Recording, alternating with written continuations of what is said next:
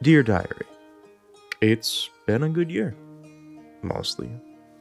A lot of things are different, but one is still the same. I love talking about video games. 2024 was a surprising year because, in terms of massive game releases, this year was kind of supposed to be a bit of a breather. Nintendo is winding down the Switch, though it still had a really impressive release schedule. And Sony and Xbox don't really make games anymore. But because of this, I was able to spend time on a ton of other stuff. I actually broke my own record for most games finished in a year, and almost half of them were games from this year. I've played more new releases than ever before, and I'm really excited to share my favorites from the year. Before we start, here are all 34 games I rolled credits on this year.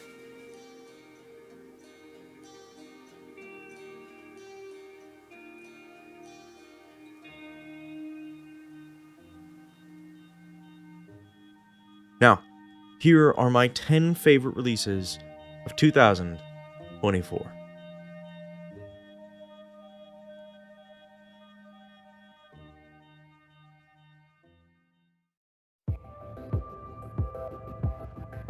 Number 10, Splatoon 3 Side Order.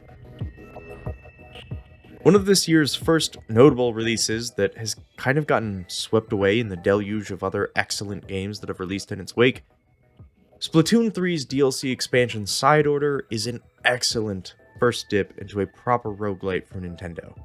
The atmosphere is deliciously unsettling, the feedback loop is super satisfying, and making busted builds feels absolutely incredible.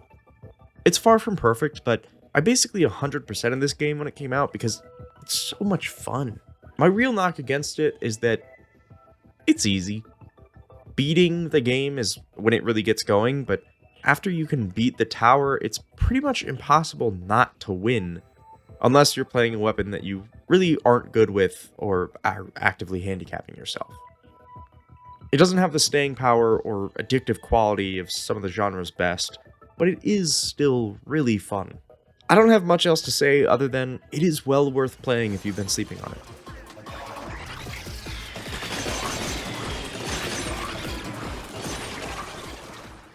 Number 9, Animal Well. A game that I think has been more than a little underrepresented in the end-of-year conversation is Animal Well. It was nominated for Indie Awards at the Game Awards, but when your main competition for literally every category you're in is also nominated for Game of the Year and you aren't, well, all of those awards have kind of been handed out already, haven't they? Which is really unfortunate because Animal Well is excellent. From its creepy atmosphere to intuitively designed map and enjoyable traversal, this is a game that has stuck with me all year long. It offers an exceptionally compelling Metroidvania experience without any combat, but that doesn't mean there aren't enemies. There are a couple of major dangers that can really put you on edge. It's surprisingly exciting. It also has an awesome collection of items that are completely unique within the genre. Can't say I've ever had a frisbee or a yo-yo. The items serve up truly unique mechanics that allow for some really satisfying and clever puzzles that I don't feel like I've solved a million times before. They're also really tactile feeling, and especially combined with the slick controls and the excellent use of HD Rumble on Switch, the game just feels really good in your hands. It also never felt too hard or obtuse to the point I was frustrated, but offers just enough challenge to make you feel really intelligent as you unlock the game's multitude of secrets. And all of that lies under a beautifully off-putting visual and audio presentation that elevates the experience. I'd recommend this to any fan of the genre, but it's also a great entry point for those curious about it.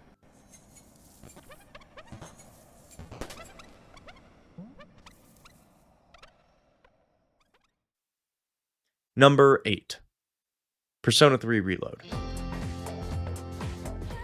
While Persona purists are a little divided, as far as I'm concerned, Persona 3 Reload is an excellent remake.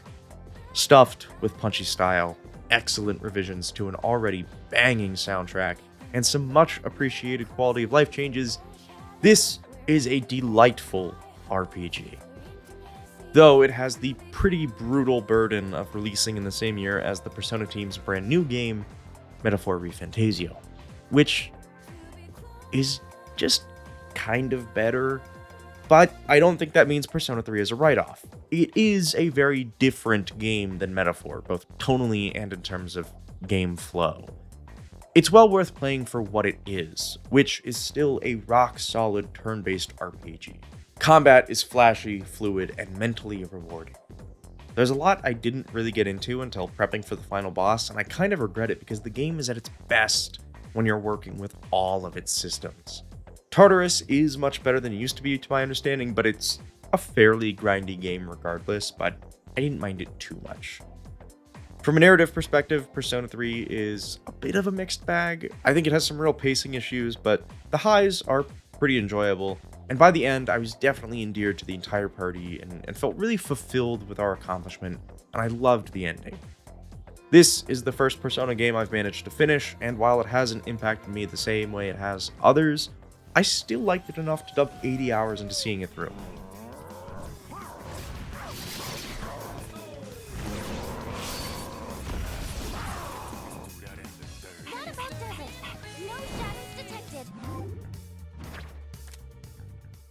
Number 7. Thank goodness you're here.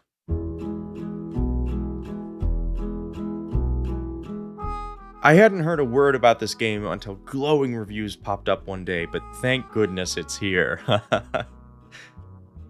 I should be shot.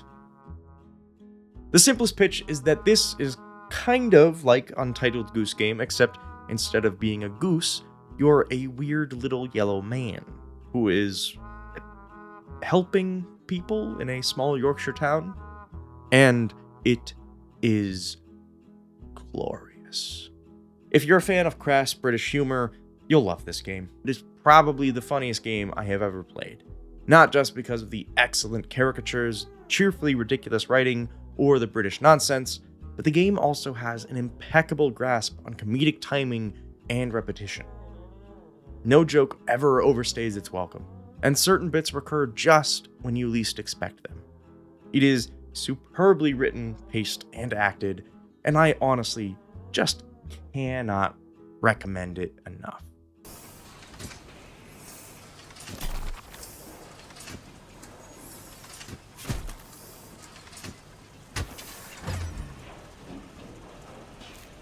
Tiny Tums, Tiny Pies. You simply won't get tinier. Number 6. Astro Bot.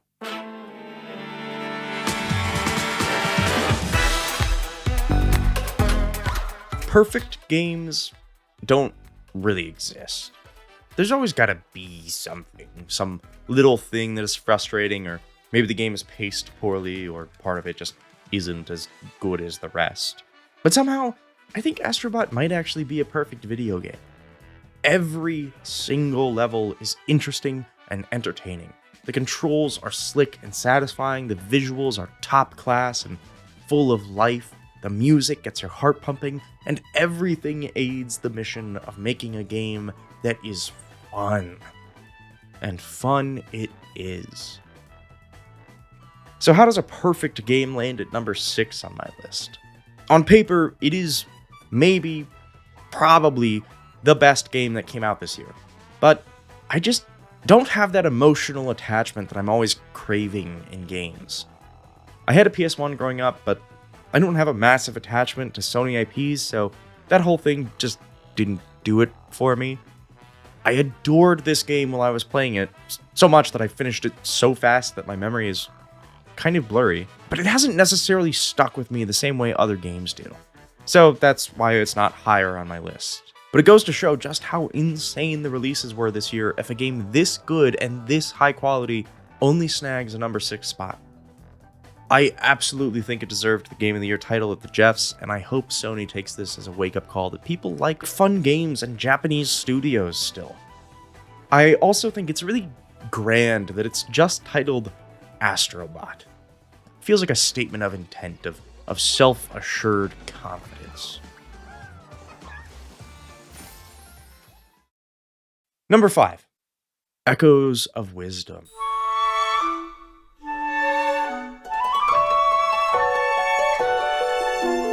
Yet another big surprise this year was The Legend of Zelda: Echoes of Wisdom. both because it's a bizarre concept mechanically, and because it's the first time we really get to play as Zelda. And because I loved it.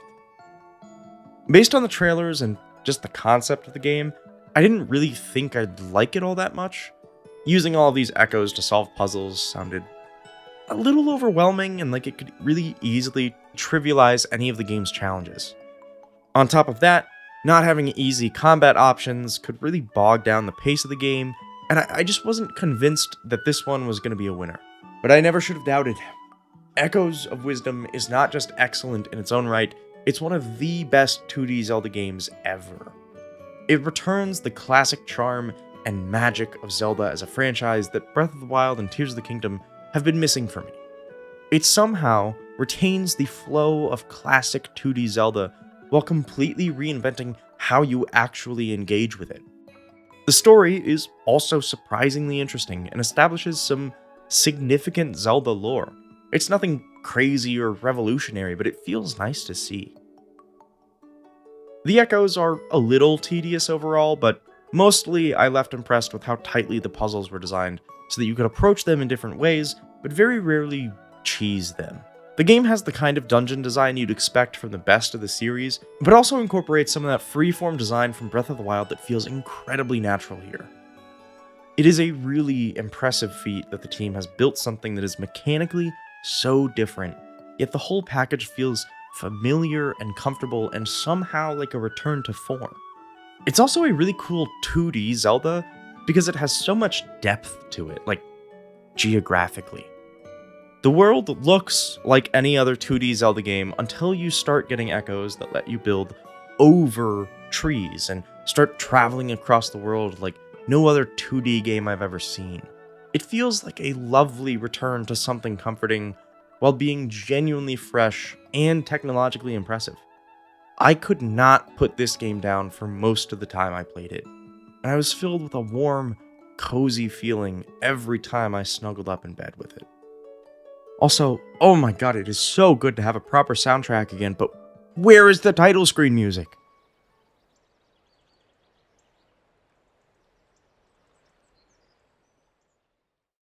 Number 4.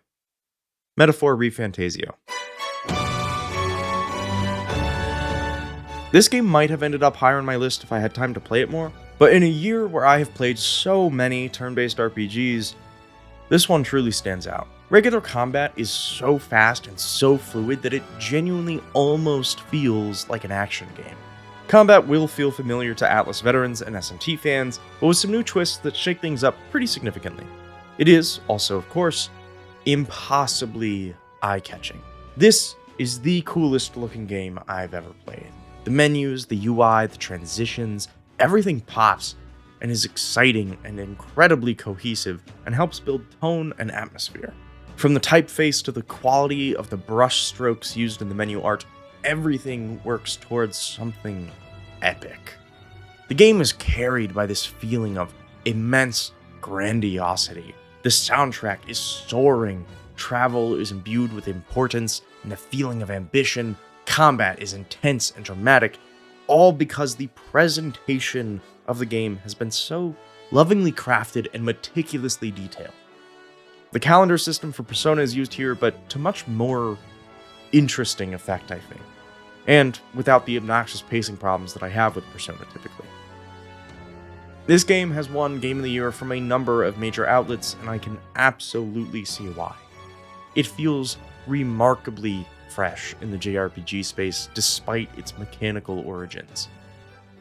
I cannot wait to dig more into this year. And that's that! Victory's ours! That'll do it. Now, before we hit my top 3, I just want to give some quick honorable mentions to some other pretty cool games I played this year. The Plucky Squire is a visual treat, but the game itself is a little underwhelming, but it would be superb for younger players and newer gamers. It is still well worth playing for the visual creativity, but maybe on a sale, because that's most of what it has going for it. Pools is a weird little environmental horror game / experience that was on my radar earlier this year. mostly just because of the graphical fidelity. And I ended up snagging it for my Halloween stream where I played a few similar games, and it was super cool to play with friends on Discord for the stream, and if you're into this sort of thing, it's pretty nifty. We were thoroughly unsettled for a while, but it is a little too long to sustain that feeling, and I imagine if you were playing it alone, it would not be nearly as interesting. Paper Mario: The Thousand Year Door was excellent, but it wasn't a reinventive remake. It just didn't seem fair to put on this list, but it is really, really excellent, and the visuals are gorgeous. I would play that on PS5 and be happy. Finally, it didn't come out this year, but Outer Wilds was a huge part of my year, and it is easily in my top 3 of overall what I played this year. Coincidentally, I have a rather swell video about it, so check it out if you'd like. But for now, let's get back to the list. Number 3, Indiana Jones and the Great Circle.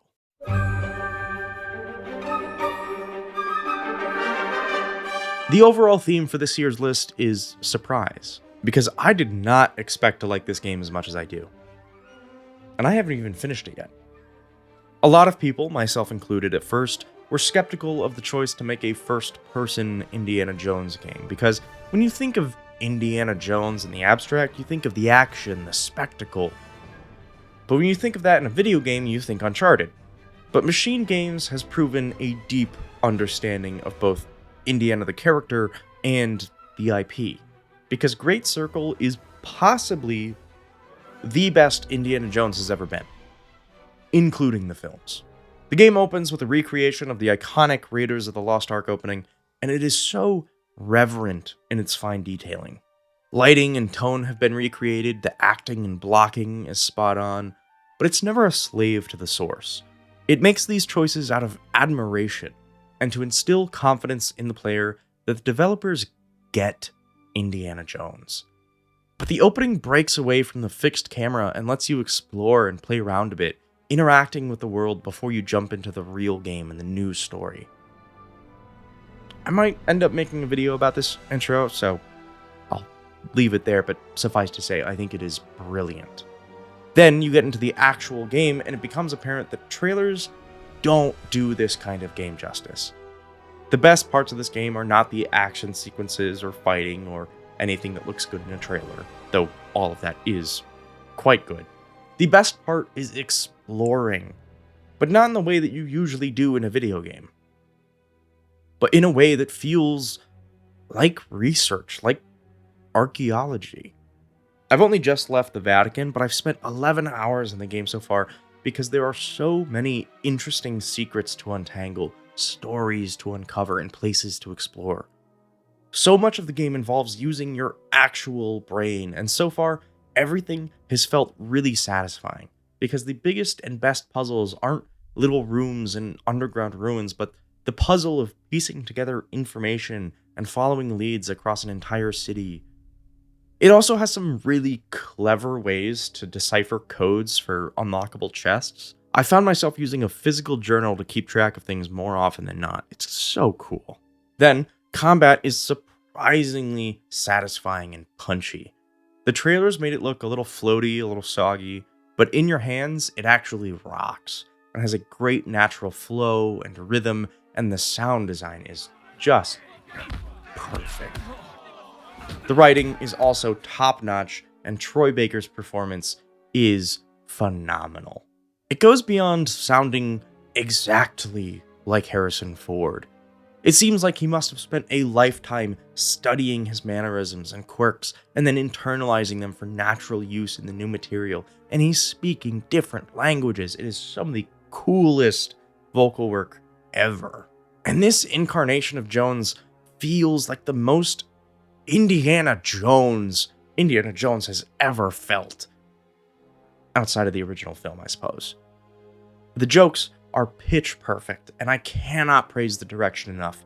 This game is awesome as an artistic achievement and as a good old-fashioned video game. Do not sleep on this one. You're forgiven. Father, wait, I didn't confess yet. All right, let's get this over with. Father, forgive me because I've sinned. I had an affair with my mother-in-law and... It's all right. Just say 3 Hail Marys. No, Father, you don't understand.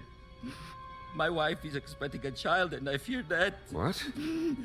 Yeah, let me finish, please. I fear that my mother-in-law is with the child also. Jesus Christ, what have you done? Wait.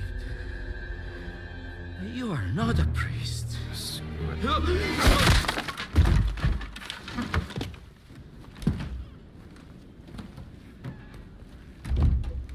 Sorry, pal, you kind of deserved it. Number 2. Balatro is one of those rare games that comes out of nowhere and just takes the world by storm. I remember the Nintendo Life review of this game in February said that it would be making the Game of the Year discussions, and I absolutely did not believe them. The review was very positive, I just didn't get the appeal, but I eventually picked it up because nobody would shut up about it. And I was shocked just how addicting this game is. I don't know how to describe it in a way that conveys just how good it actually is or could convince you to play it. I've seen a ton of people also talk about how they didn't get it until they played it. The long and short is the fun of the game is figuring out how to abuse score modifiers to absolutely smash the rules and just blitz the score counter. It is genuinely addicting, like gets in the way of work and relationships level of addicting. I feel hungry for this game. It is also wrapped up in this charmingly weird little package. The aesthetic is really interesting, somewhat unsettling, but it really enhances the game feel, and oh my god, you have to play this game. Number 1. Final Fantasy VII Rebirth.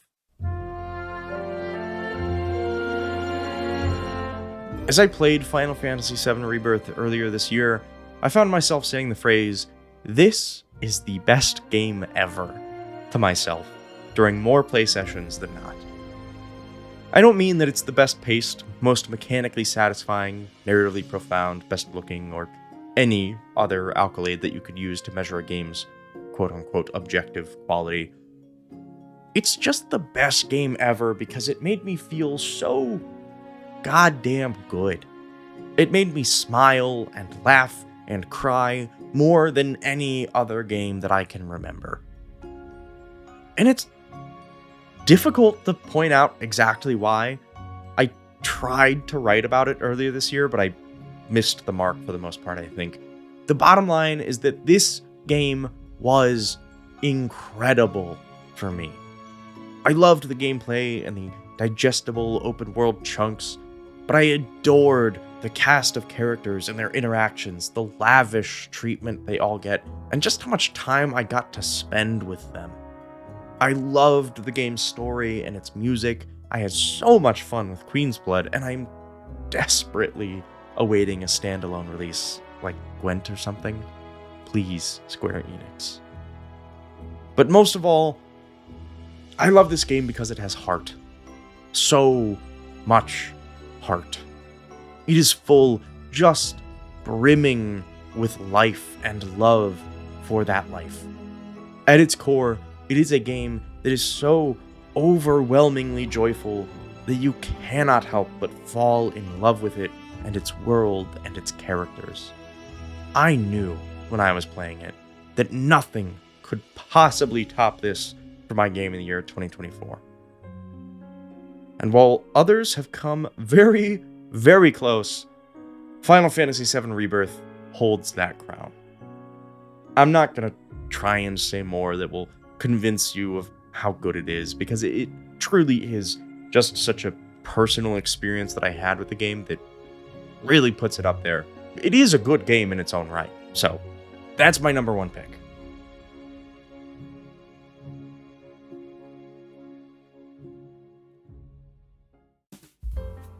That was 2024. Almost none of these games were on my radar coming into the year, and all of them surprised me. which has me really excited for what 2025 holds. I have a handful of hotly anticipated games coming up, but the Switch 2 is on the horizon, and who knows what I'll get to play on that this year. If you're new to the channel, thanks for popping by. And if you're returning, thank you for making 2024 the best year for my channel so far. I'm excited to see what this new year has in store for me. Cheers.